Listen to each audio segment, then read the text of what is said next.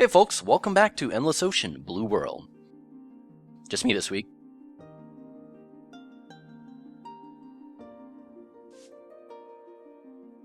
They've never seen such detailed views into a turtle's cloaca. That cloaca taught them many things about aquarium management, and how great owning an aquarium is, and how they don't want to go anywhere near a wild sea turtle. Shut up, Nadine. Shut up. No. So yeah, we have another million something or another deadline to now do. Well, this one is not that difficult. I mean, you don't have to actually do any real effort. Just as long as you recycle the displays on occasion, it usually works out. Oh boy, we've got this bottle of hair gel.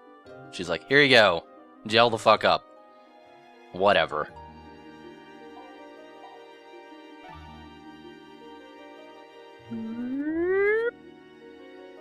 So, we're not doing bad for daily.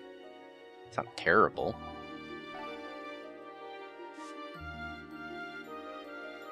Ever like spooky abyss scrap? Which makes sense. So, let's see. Yeah, 442,000. That's not terrible. That's not bad. We're nearly there. Well, we're 1/10 of the way there, but, it's not like we haven't been actively trying. Though that pay is just terrible. My god.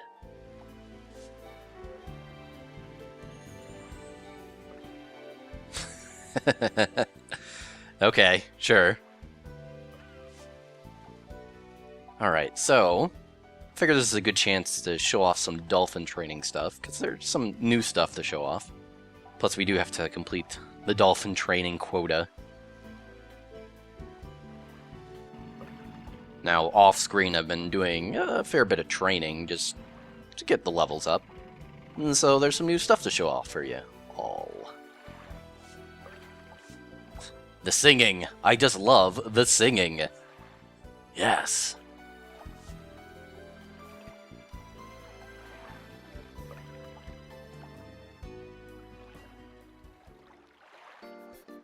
So, this time I figure we'll show off our new acquisition, Contessa. Now, normally, narwhals have never been actually domesticated. Ever. They don't do well with living in aquariums. And I imagine the horn would be a major issue with tricks of the more traditional dolphin sort. But I figure this is a good chance to show off just how goofy it does look with that fucking horn.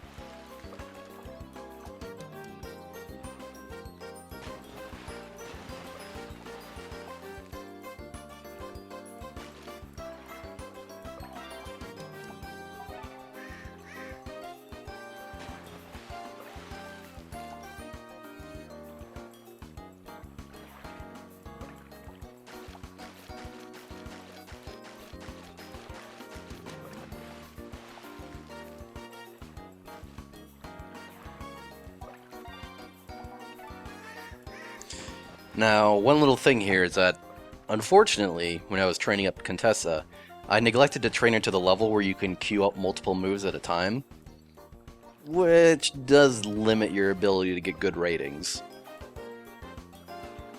Basically, the amount of tricks you can actually cram in, the amount of variety, and the level advancedness of the tricks drives your overall score, which drives how much you get paid and what your reception is.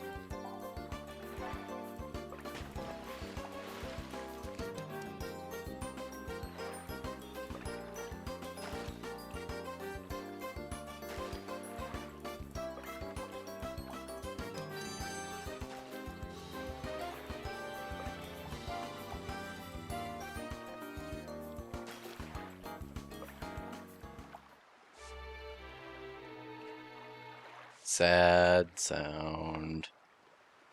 What was that gesture? What the hell was that, Oceana? Well, whatever. Fuck you. So, I'm going to show off some new tricks that we have taught Mandelbrot. Now, obviously we unlocked all 6 of the main tricks normally that you can get. But if you keep on training, you can get enhanced versions of tricks. Like this. Let's do an upgraded jump and then an upgraded backflip.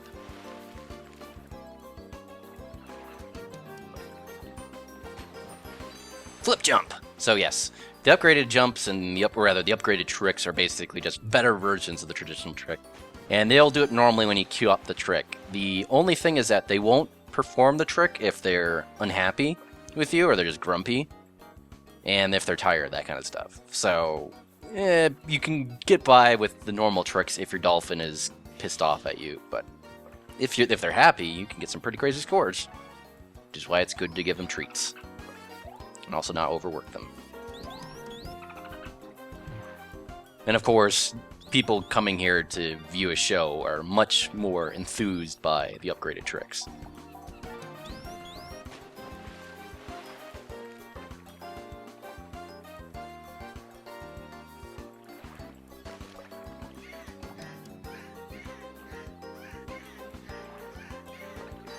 Upgraded singing is not any different from normal singing, except that he adds additional notes, I think. He just makes different sounds. Oh boy! We heard that you trained some kind of narwhal? It's easily worth a point. So... Now here's a treasure rumor that only unlocks when you complete the map for the Gautama Atoll. Too spooky for me.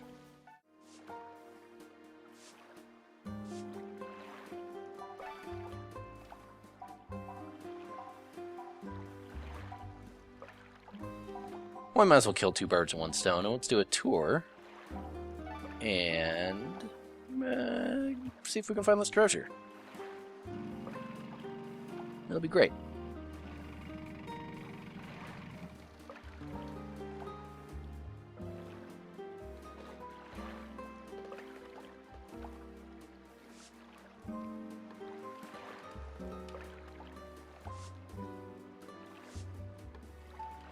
Are you going to wear those shades while diving? Because, buddy, it might be a little hard to see them then.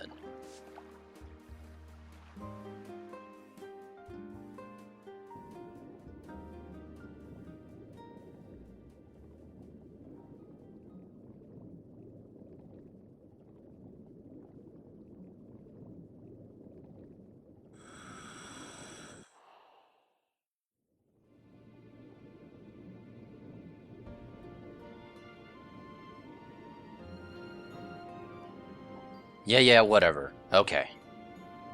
So we could go straight to the Leafy Sea Dragon, or we could immediately turn around and go find that treasure. This is what we're gonna do. And he just gets to come along for the ride.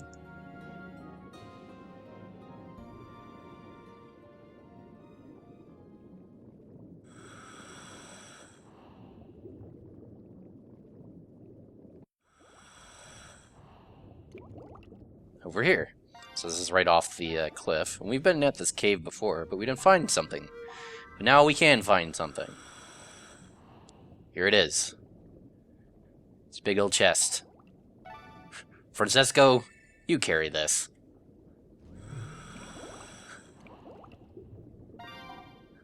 Jeez. Alright.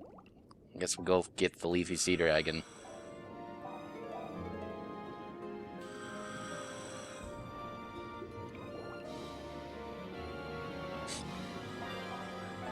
It was almost worth carrying this chest around for like a mile.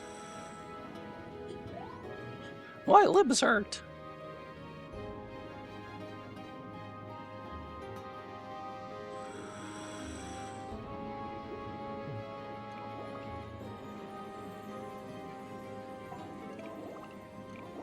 Alright, let's head back up.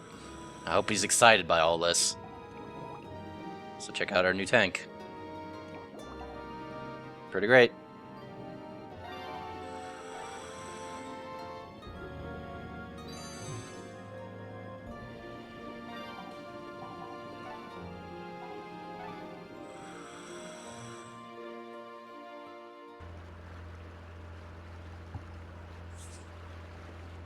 What's in the chest?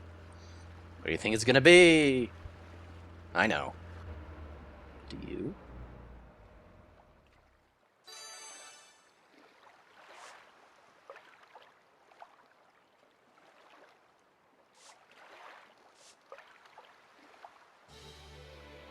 Yeah, this isn't often the best way for getting treasure and stuff because you can instantly teleport by using that sort of stuff.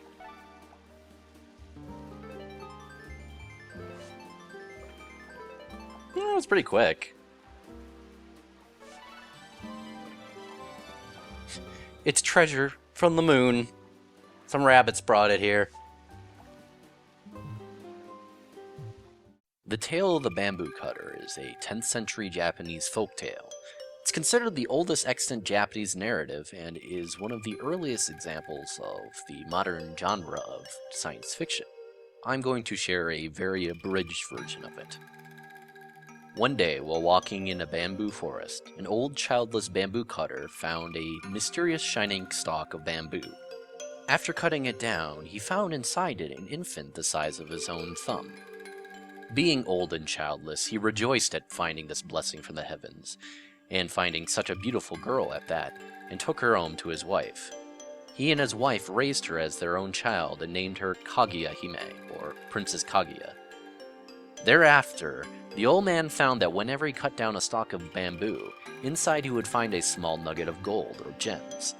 Soon he became a rich man, and Kaguya-Hime grew from a small baby into a woman of ordinary size and extraordinary beauty. At first, the old man tried to keep her away from outsiders, but over time, the news of her beauty spread across the land. Eventually, 5 prince suitors came to the old man's residence to ask for Kaguya's hand in marriage. The suitors, after much prodding, managed to convince the old woodcutter to tell the reluctant Kaguya to choose from among them. Kaguya concocted impossible tasks for the princes, agreeing to marry the one who managed to bring her the specified item. The first suitor was told to bring her the stone begging bowl of the Buddha. The second, a jeweled branch from the island of Horai. The third, the legendary robe of the fire rat of China. The fourth, a colored jewel from a dragon's neck. And the final prince, the cowrie which was born from the swallows. Realizing the impossible tasks, the first suitor prince returned with an expensive bowl. But after noticing that the bowl did not glow with holy light, Kaguya saw through his deception. Likewise, 2 other princes attempted to deceive her with fakes, but also failed. A fourth gave up after encountering a massive storm, while the final prince lost his life in his attempt. Soon after, the Emperor of Japan came to hear himself of the strangely beautiful Kaguya and, upon seeing her, immediately fell in love and asked her to marry him. Although he was not subjected to the impossible trials that had thwarted the other suitors, Kaguya rejected his request for marriage as well, telling him that she was not of this country and thus could not go to his palace with him. She stayed in contact with the Emperor over time, but continued to rebuff his requests and marriage proposals. That summer, whenever Kaguya saw the full moon, her eyes filled with tears. Though her adoptive parents worried greatly and questioned her, she was unable to tell them what was wrong. Her behavior became increasingly erratic until she finally revealed that she was not of this world and must return to her people on the moon. The Emperor, hearing of this, set many guards around her house to try to prevent her from leaving and from being taken back by her people. But when an emissary of heavenly beings from the moon arrived at the door of the woodcutter, the guards were blinded by a strange light. Kaguya announced that, though she loved her many friends on Earth, she must return with the moon people to her true home. She wrote sad notes of apology to her parents and to the Emperor, then gave her parents her own robe as a memento. The celestial messengers gave her a vial of elixir of life. She took a small taste and attempted to give the rest to her old woodcutter father, but the moon emissary stopped her. She managed to attach the remaining elixir in a letter to the Emperor and gave it to a guard officer. Princess Kaguya then got on the heavenly chariot and returned to the capital of the moon, leaving her earthly foster parents in tears. In her absence, her parents became very sad and were soon put to bed sick. The officer returned to the Emperor with the letter and vial that Princess Kaguya had given him as her last mortal act, and reported what had happened. The Emperor read her letter and became overcome with sadness. Not wanting to live forever without being able to see her again, the Emperor sent her letter and the vial of immortality to Mount Fuji, the mountain that reaches highest into the heavens, where he had the men burn them. It is said that the smoke from the burning still rises to this day.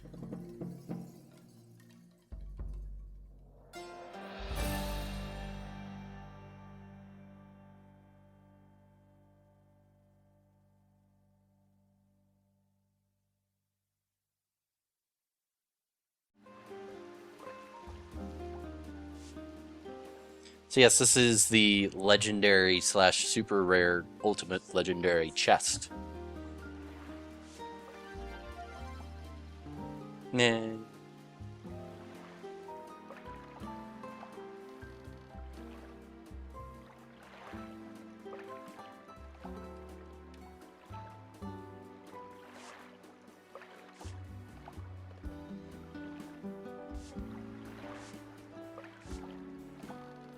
ML? Hmm.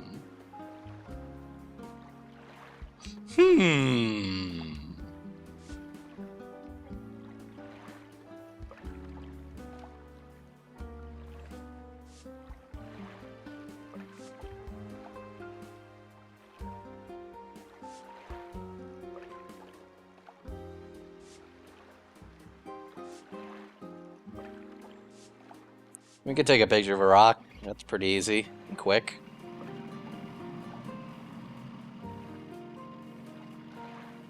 Wonder what's going on at the farm right now.